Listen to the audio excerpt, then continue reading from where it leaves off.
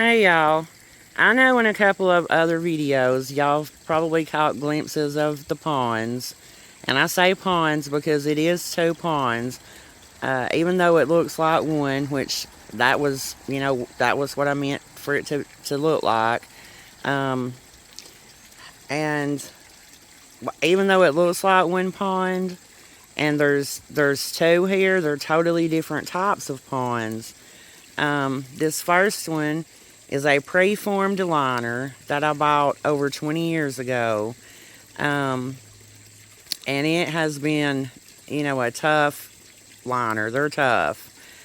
Um, they're a little frustrating when you're trying to, put them in the ground because you have to, the hole that you dig it has to be, matching the shape of the pre-lined, the pre-lined pond. So, that can be a little frustrating when you're digging the hole. And I did do this one. Actually, I've done the ponds by myself. When we moved, when we bought this house, I already had this pond, so it was one of the first things that I had to do because I had fish, and I moved them from the other property here, and so even though there was a lot of work to do to this house, this had to be done, one of the first things that had to be done. And so I actually did it by myself, and it wasn't too bad. It was just digging through the tree roots, because where I put it, you can see there's a lot of humongous trees. And so there was tree roots here that I had to dig through. Um, but anyways, this pond is I usually, for the most part, I use it for baby fish. When my fish have babies in the big pond, sometimes I will collect the eggs and I will move them to the small pond and let them hatch out if I don't have fish already in this pond. I do have fish in it right now, babe, and I have not collected eggs in probably 3 years, from the big pond when the fish would spawn. And these are actually babies. Well, I take that back. I think it was 2 years ago.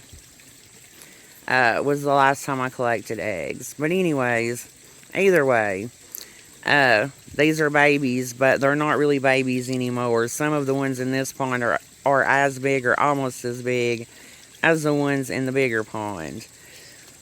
But when you walk up here and you look, or you're standing on the bridge, you feel like it's just one pond. And of course that was, the intention, because I could have connected the ponds when I decided to, put in the bigger pond here. But I decided to not do that because I would have had to have cut the pre-lined, preformed pond, and I really didn't want to do that. So I ended up just, trying to make it look like one pond. And this pond, the liner in it, I actually bought it on the internet, and it's a 30 by 30. And so far it's been great. I want to say I put this pond in 5 years ago, 4 or 5 years ago, and so far it's done great.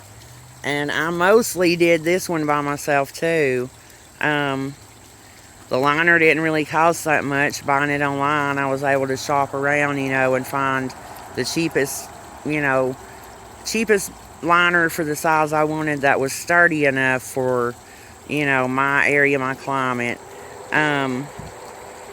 Which is another thing, you need to do your research before you buy a pond liner, because you don't want to get one that's going to, be easily punctured. And this one, I think, was I can't remember if it was a 20 or a 30 mil. Maybe I'll put that on the screen if I can, find where I ordered it.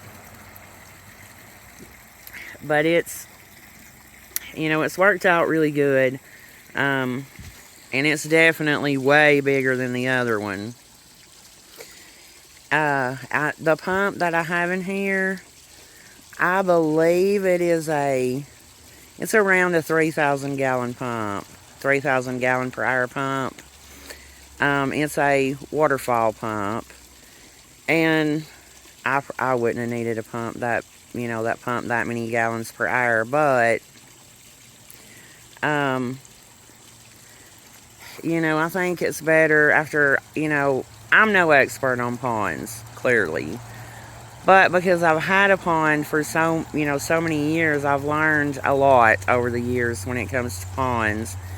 And I think having a pump it's a lot better to have one that pumps more gallons per hour than it is one that doesn't pump enough. I also have DIY biofilters on both ponds. The small pond has a stream that I also created and done myself. And all of the rocks that you're seeing around these ponds actually were on this property. So I didn't buy any rocks. The only thing as far as expense wise goes is, that I have in these ponds is the media that I bought to go in the biofilters. And as you can see, that the biofilter on this one is just a really big flower pot that we actually bought. My husband bought at Tractor Supply on clearance, and I think he only gave like $13 or something like that for the pot. And so I mean, and we didn't actually buy it for the biofilters. He just ran across them on clearance and picked them up because he figured I would like them. And so, and I have another one because he bought three. He bought three. The other one is at the top of this biofilter. And now the bottom part of the biofilter is one of the, I'm not sure if it's called a Tough Made, Rough, I'll have to look it up. It also came from Tractor Supply. And now it was originally bought to be used as a biofilter for the small pond. And so, this bigger pond has two biofilters. The top one is the big flower pot from Tractor Supply with the pond media in it for the filtration and to catch the debris and stuff from the pond. And the bottom part, like I said, also came from Tractor Supply, and it has lava rocks and river rocks in it to also help the filtration, because it has a pipe that comes down, and it's supposed to be going in and going to the bottom, and then filtering up. But right now I have it unhooked because I'm having to treat the pond I'm having a little bit of a problem with some kind of disease or something. And so, which I have another video that that you'll be seeing soon that talks a little bit more about pond disease and stuff. And so, as you can see, there's a fish laying on the bottom that is, having a little bit of trouble from whatever's going on in this pond. I'm treating with a broad spectrum disease medicine. And so hopefully she'll be okay, because I have lost several fish out of this pond, some of my bigger ones. But anyways, the filtration works great. I have to clean. I probably would only have to pull the media out and clean it once a year, but I try to do it twice a year, once in the spring or right before spring, and then again around this time of year. I'll probably wait a couple more weeks, unless I'm still having trouble, with the fish problem, the disease, and then I may go ahead and clean it before 2 weeks. But I just pull out the media, hose it down. When I go to do that, I'll make a video and show you the insides of the biofilters, because it's easier, if you're showing it than it is to try to explain it. But the ponds is one of my favorite things. It's one of my favorite places to sit with a cup of coffee, either in the morning or afternoon. Or if you know me, because I drink so much coffee, it can be any time of the day, really. But it's really relaxing to sit out here and, listen to the water and watch the fish. And so I will say the stream, I think, is a lot more effective with, cleansing the water, having the stream and, with the biofilter, with all the plants. Because this small pond, I have no problem with the disease or anything in this one. In fact, I've never really had a problem with this pond. Other than if maybe I brought in a fish that had something and then I would have to treat the pond, But that's only been over 20 years, I'm going to say it's only been a handful of times that I've ever had to treat this pond. And even now, the fish in this pond are completely fine. It's only the fish in this pond that I'm having a problem with. And so, but back to as far as what it costs, as far as the expense goes, the pump and the liner, and actually the pump, Steven actually was able to get it at either Home Depot or Lowe's on clearance, because ever so often they will clearance some of their pond pumps, and he just happened to be in there when they had clearance some of them, and he got this one. I want to say he only paid like $79 for it, which is and it might not even have been that much. It might have been $59, but I mean it was really reasonable, cheap for a pump the size that it is. Because if you look them up, they're expensive. For the bigger the pump, the more you're going to pay. And so we don't have a lot in the pump. We don't have a lot in the liner. And the media. And like I said, I didn't buy any of the rocks. They all came from this property on both ponds. And so this property had a lot of rocks. Like they had, because the driveway is uphill and downhill, and you have trouble with it, washing if we have heavy rains, which we do on and off all winter, and even some in the spring and summer.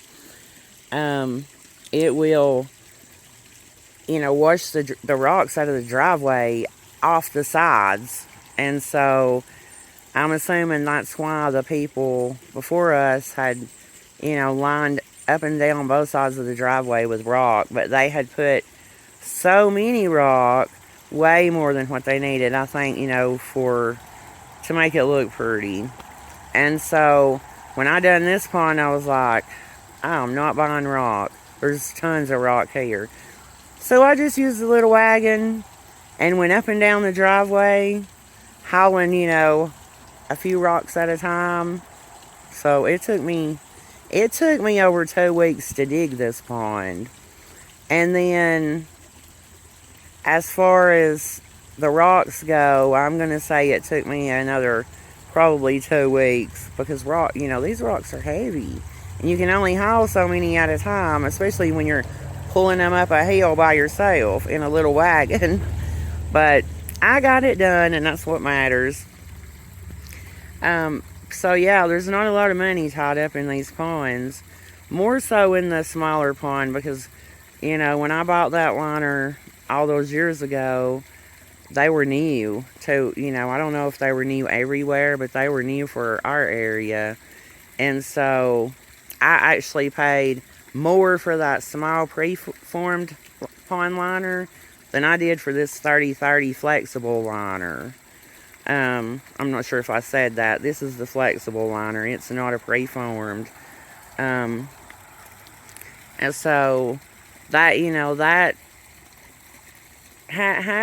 able to do a lot of this yourself, or all of it yourself, if you're able to get out and dig, if you're able to do it, because I know it was strenuous. I done it in the hot part of the summer. And so, anyways, you get the idea of, what I'm trying to do here as far as like the ponds, making it look like one. Stephen actually built the bridge a few years ago, and it's needing the post replaced, because we didn't put caps on the top. That's something, if you build one of these, you definitely need to put caps on the top, because they will eventually, start to deteriorate from the top. But hopefully we'll be able to replace these posts soon, and it'll make it look a lot better, because they're a little wobbly, if you're up on the bridge and you're, messing with them, or, trying to hold on to them. By the way, what you're seeing strung across the top of the water, it's actually on both ponds. And try to get a little closer so maybe you can get a better view of it. It's actually fishing line. And the reason that I have fishing line strung across the top of both of my ponds is because here in the woods, we have going down one side of our property a creek, and there's also ponds around us on our neighbors' properties where they have ponds, like big ponds, like you would fish out of. And those ponds and that creek cause a lot of owls. And so when we first moved here and I just had the small pond, some of my fish started going missing. And I couldn't figure out to start with what was happening, but I realized that it had to be something swooping down, and it was a problem I had never had before, with my pond on the other property. But I knew it had to be something swooping down because nothing was being disturbed around the pond, and like a raccoon will, tear stuff up. And so I knew it wasn't that. It had to be something swooping down, and it turned out it was great horned owls. And I got up, on like the third morning, and it was sitting right up there on top of the pergola. And it was sitting there because after I realized that I was missing fish, I covered the top of this pond with chicken wire because that's all I had at the time. And it couldn't get to the fish, so at daylight the next morning it was still sitting right up there, waiting to try to get its chance to get a fish. And so I had to research and look up.